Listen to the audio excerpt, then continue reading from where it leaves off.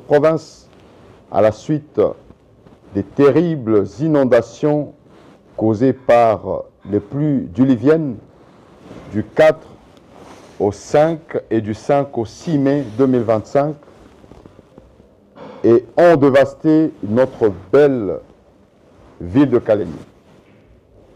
D'autres territoires de notre province, notamment Moba, partant du village Lubacha jusqu'à Mulunguzi, Congo le centre et Kabale connaissent aussi des problèmes des inondations.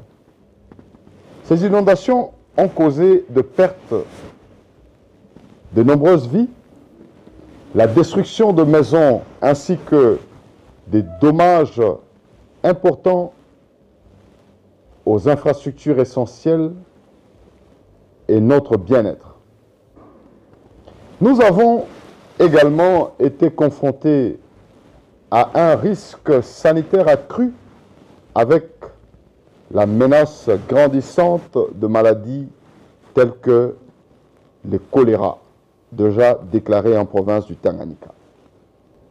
À toutes les familles sinistrées, à toutes les victimes de cette catastrophe, je tiens à vous exprimer ma solidarité et ma compassion. Je suis conscient de la souffrance que vous endurez.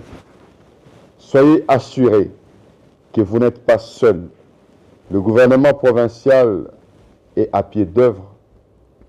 Une cellule de crise a été activée.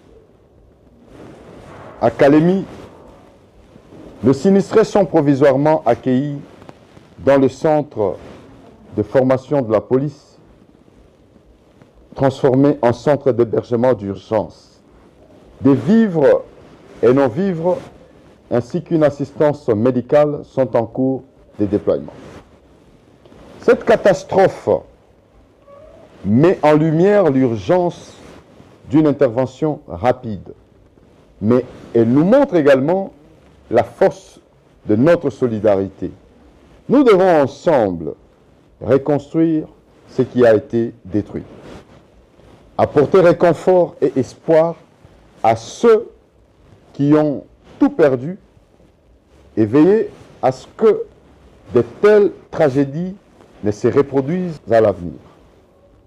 Au-delà des démolitions, de certaines constructions anarchiques que nous lancerons bientôt, il nous faut un plan d'aménagement structuré et ambitieux. Cela signifie la relocalisation des populations vivant dans des zones les plus exposées, la reconstruction des infrastructures selon les normes de résilience climatique, la création de bassins de rétention, des digues et des nouveaux systèmes de drainage, draguer la rivière Lukuga, qui est l'exutoire du lac Tanganyika. Calémie a besoin d'une thérapie de choc. Au gouvernement central de notre pays, je demande officiellement que Calémie soit déclarée zone sinistrée.